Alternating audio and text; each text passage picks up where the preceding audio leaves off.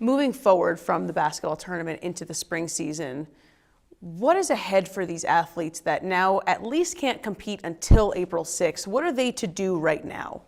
Today we sent a memo to our ADs that coaches can absolutely have social media contact, anything that maybe they can provide their students with ways to stay in shape.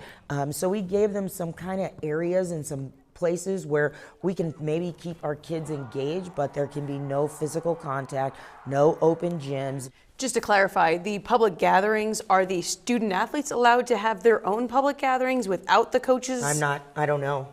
Okay, that's we are saying that there can be no organized, the CHSAA does not support it, any organized public gatherings with our students. So that's where I'm going. If we, you know what, the schools have to say whether they think it's okay for their students to gather at whatever. CHSAA has said no contact between coach and team or student athletes during that time. And that goes back to, if you're going to try to find ways to circumvent the rule, then you don't understand the purpose and the intent of your bosses and your educational leaders that said, guess what? We're not even going to be in the classroom together. Why would an athletic team support kids coming together at a gym or a facility? It defeats the purpose.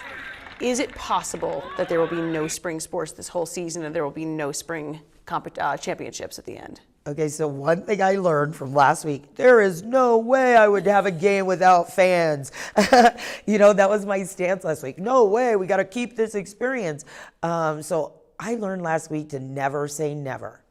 But I do know what I did say last week regarding the tournament, and what I do know regarding spring sports is we are going to advocate and we are going to find a way to salvage this experience for our kids. I'm not going to go down without making sure that every avenue to make these things happen.